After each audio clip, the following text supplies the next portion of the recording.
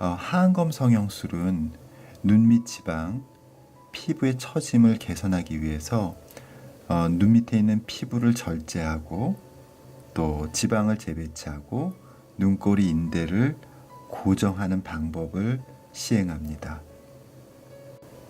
그런데 간혹 하안검 성형술을 하시고 눈이 불편하거나 아니면 눈꼬리가 내려갔다거나 아니면 눈이 작아졌다 이렇게 호소하시는 분들이 계십니다. 사실은 뭐가 달라졌는지 의사들이 잘 이해 못하기도 하고 그러거든요. 상안검은 눈썹뼈에서부터 시작하니까요. 눈썹뼈에 이렇게 커튼처럼 안정적으로 매달려 있죠. 그러니까 상안검이 매달려 있는 부분은 눈썹뼈니까 굉장히 안정적이죠. 근데 하안검은요, 매달려 있는 부분이 이 아래쪽 눈꺼풀의 끄트머리니까 그게 끄트머리가 위쪽에 올라와 있잖아요. 그래서 한쪽은 이쪽 뼈의 인대, 또 한쪽은 이쪽 뼈의 인대로 고정돼 있고 그 사이가 안검판, 검판이라고 하더라고요. 안검판이라는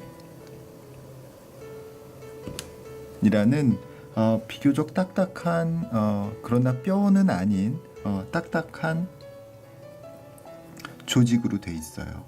그리고 이것이 양쪽에 인대로 뼈에 고정돼 있죠. 그러니까 마치 빨랫줄에 빨래가 매달려 있는 거랑 굉장히 비슷해요. 그러니까 상안검에 비하면 하안검은 좀 불안정한 상태로 있다라고 이해하시면 되겠습니다. 큰 빨래가 아래쪽으로 잡아 당겨지면은요, 빨랫줄이 이렇게 휙 하고 아래로 당겨지잖아요. 그래서 피부나 근육을 너무 많이 절제하거나 또는 손상을 시키게 되면은 눈 밑에 흰자가 많이 보이고 심하면 뒤집어지는 안검 외반 현상이 나타나죠. 하지만 요새는 선생님들이 이 수술 기법들이 아주 좋아져서요. 이런 식의 아주 좀 무식한 부작용은 매우 드문 편입니다. 특히 첫 수술에서는 이런 문제는 거의 안 생깁니다.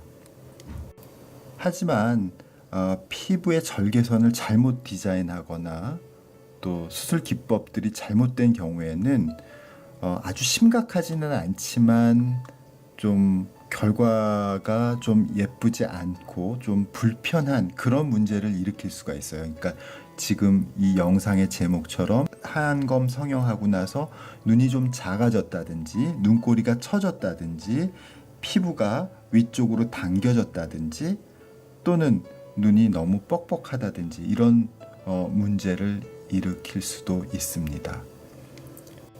이 윗눈꺼풀 상안검과 아랫눈꺼풀은 이렇게 눈꼬리에 와서는 서로 만나게 되겠죠. 그런데 이 부분에서는요, 그냥 단순하게 만나는 게 아니라 서로 약간 교차를 하게 돼 있어요. 특히 이 눈꺼풀 상안검, 그러니까 눈꺼풀 윗부분이 아래쪽으로 중력에 의해서 약간 처지죠. 이제 상안검이라는 게 사실은 굉장히 눈을 보호하는데 중요하기 때문에 항상 피부는 처져 있어요. 처져 있어야지 피부가 여유가 있는 거잖아요. 여유가 있으니까 피부 처지는 거거든요. 그러니까 약간 처져 있기 때문에 이 눈 바깥쪽에서도 피부가 항상 아래쪽으로 처져 있어요. 이 정상적인 모양이 이 부분에 일정한 여유가 있어야 하니까 당연히 상안검 성형이나 하안검 성형 후에도 여유가 있어야 하니까 항상 여기는요, 피부 절개를 할 때 이렇게 위에 있는 상안검 부분과 하안검 부분에 일정한 완충 지대의 피부 폭이 필요하거든요. 그러니까 이 절개하고 이 절개가 너무 가까이 만나게 되면 서로 당기게 되고 원래 있었던 자연스러운 완충 피부가 사라지게 되는 문제가 생기는 거죠. 하안검을 할 때 절개선을 이 아래쪽에다가 바짝 감춰준다고 해서 여길 바짝 절개를 하고 이 위쪽으로 이렇게 바짝 흉터를 숨긴다고 너무 여기를 가깝게 해버리는 경우가 있어요.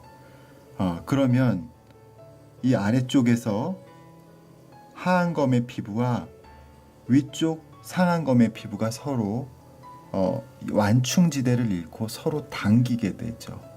그렇게 되면 특히 취약하다기보다는 특히 약간 처질 수밖에 없는 위 상안검의 피부를 아래쪽으로 당기는 현상이 나타날 수밖에 없죠. 이렇게 아래쪽으로 눈꼬리가 당겨지는 현상이 나타날 수 있습니다. 또 중요한 것이 하안검의 흉터인데요. 하안검의 흉터는 사실은 잘 안 보여요. 사실 웬만큼 수술을 이상하게 하지 않는 이상 하안검의 흉터는 잘 보이지 않습니다. 그런데 말이죠. 흉터가 딱 이 선에만 존재하는 게 아니라요. 이 아래쪽에 피부 아래쪽에도 존재하거든요. 왜 우리 편지 봉투 같은 거 붙일 때요. 편지 봉투 이렇게 딱 붙일 때 말이죠. 이렇게 붙일 때 여기다가 이렇게 풀칠을 이렇게 하죠. 그래서 이렇게 덮어주잖아요.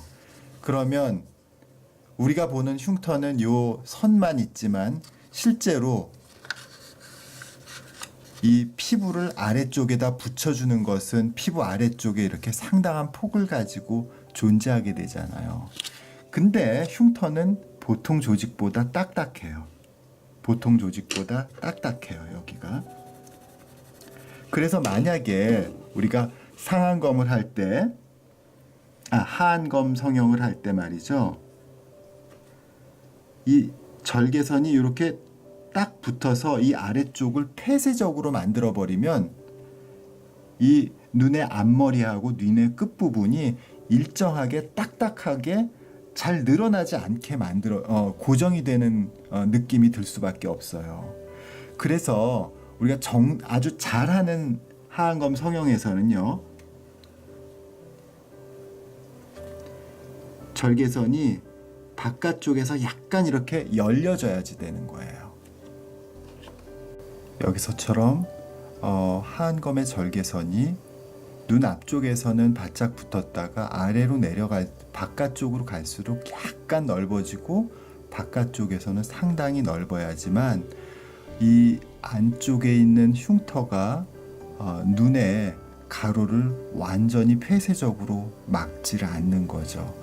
만약에 폐쇄적으로 막게 되면은요, 하안검 절개선이 상안검을 간섭하게 되고 상안검의 꼬리 부분, 그러니까 눈의 꼬리 부분을 아래쪽으로 당길 뿐만 아니라 아래쪽과 윗부분이 서로 너무 많이 당겨서 눈을 움직이거나 눈꺼풀을 움직일 때 제한을 줄 수가 있어요. 그래서 불편하다 또는 눈이 작아 보인다, 이렇게 느껴지실 수가 있는 거죠.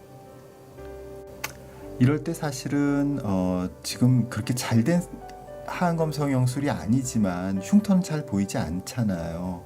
그래서 사실 흉터는 그렇게 크게 문제는 안 되고 뒤집어지는 것도 크게 문제는 아니에요. 그렇지만 이렇게 절개선의 위치가 특히 바깥쪽에서 닫혀진 포지션으로 있게 되면은요, 윗 눈꺼풀을 당기고 아래쪽의 피부도요, 이 전형적인 수평 방향의 피부 주름이 아니라 이쪽에 잘 보이시나요? 이렇게 수직 방향의 주름이 심하게 생길 수가 있는 거죠.